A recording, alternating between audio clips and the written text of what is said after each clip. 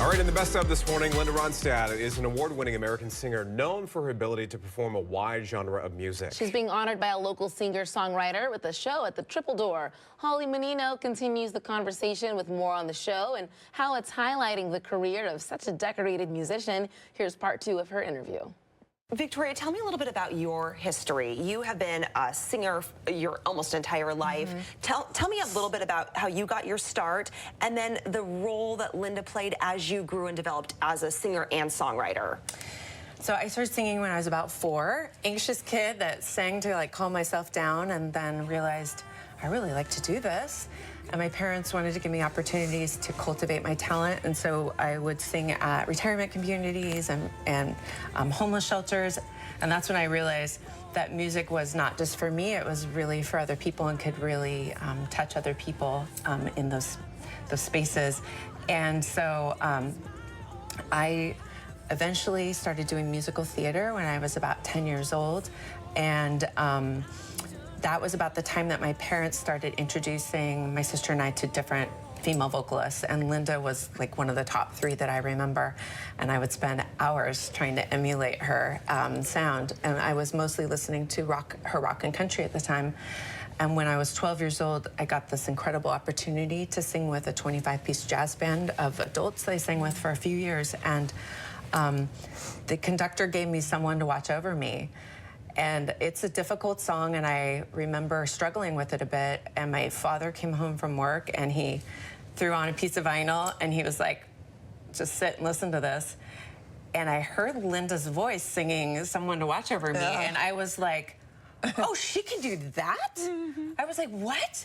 I had no idea. And then I think it really changed the trajectory of my career. I was like, I don't have to stay in this box. I can do all these different things, and I think that the arc of her story is really important for all of us, that we can explore and evolve and push ourselves, and we don't have to stay in a box. Well, let's get into the show. Yeah. What can we expect from the show? We have 3 Lindas representing the 3 eras, the rock and roll, the Nelson Riddle orchestral stuff, and American songbook, and then we have the Spanish language, mariachi. Linda. So we have 3 Lindas. We have backup singers. Victoria, what was it like scripting a show like this? You do have some history in musical theater, but what was it like putting on a production of this level? Have you done something this big before? Not this big, no, no. I've been in about 25 musicals throughout my life, and one of my favorite things was watching the director put the show together. I worked on the business side of the music theater space, and most notably 10 years as the director of sales and service at STG, Paramount More Neptune. So I would go to New York and watch shows from their infancy stage to some full-blown Broadway shows and get to meet the directors and the writers and the actors and learn really how to put a show together. And so this feels like a pivotal moment to bring both my experience on the stage and my exposure to the behind the scenes together. So it's been exciting and so fun.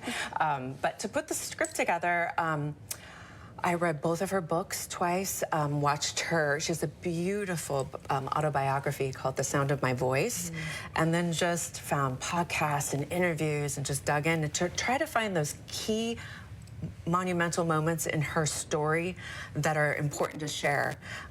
There are themes about Linda that are important, like she's extremely intelligent, she's very well read, and she was in the driver's seat of her career, particularly in a time where the business was completely male dominated, and she was like her own manager. She was calling the shots, she was negotiating her own contracts. Making sure that the theme of the stories around her transitions to different genres was fully represented. And then making sure that her Mexican-American heritage was something that very much represented in the show as well. Sounds like it's going to be a fun time honoring an incredible artist. Linda, the story and music of Linda Ronstadt will be at the Triple Door on Saturday, November 16th. 6 p.m. show already sold out, but there is still some room left at the 9 p.m. show. I think that one's going to sell out, though, too. Yeah. For more information, just scan the QR code that's popping up on the corner of your screen. That's going to take you directly to KOMOnews.com/hotlinks. For and there you'll find a link to the event website. The best of this morning, Linda Ronstadt. It is an award-winning American singer known for her ability to perform a wide genre of music. She's being honored by a local singer-songwriter with a show at the Triple Door. Holly Menino continues the conversation with more on the show and how it's highlighting the career of such a decorated musician. Here's part one of her interview.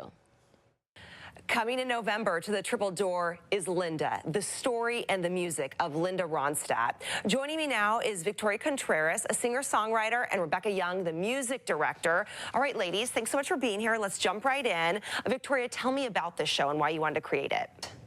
So Linda Ronstadt was one of my idols growing up as a vocalist. She has such range and constantly was challenging herself, changing genres. And I've been following her career forever, and it just felt like her story was so important and it needed to be told.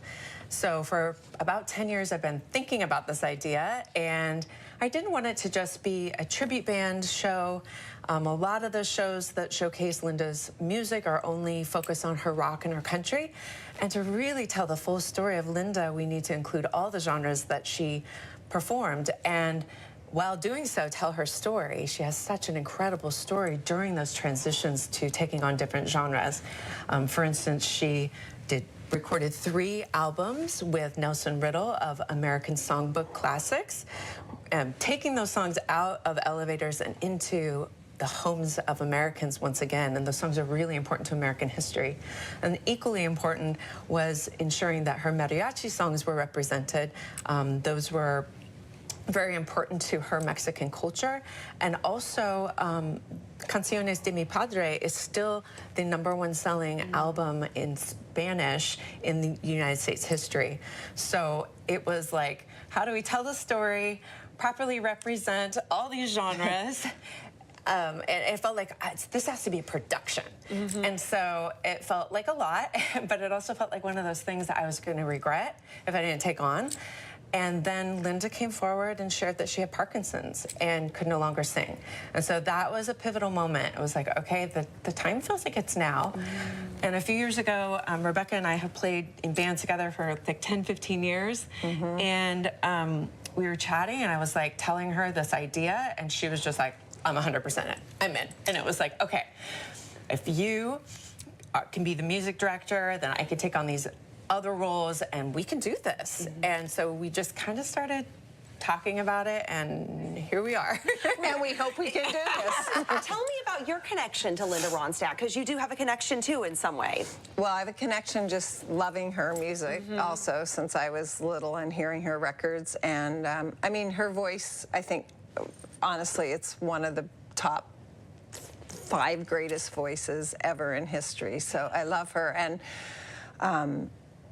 And you know, V and I have been talking about this show for so long, but I have a connection just because my private instructor at music school in Los Angeles was and is the legendary Bob Magnuson, and he toured with Linda and played on all of the Nelson Riddle orchestral stuff. So I was like, wow. How cool. We're going to have part 2 of Holly's interview in our next hour. Linda, the story and music of Linda Ronstadt, will be at the Triple Door on Saturday, November 16th. 6 p.m. show, already sold out, but there's still availability for the 9 p.m. show. And I have a feeling that 9 p.m. show is also going to sell out, because we're talking about a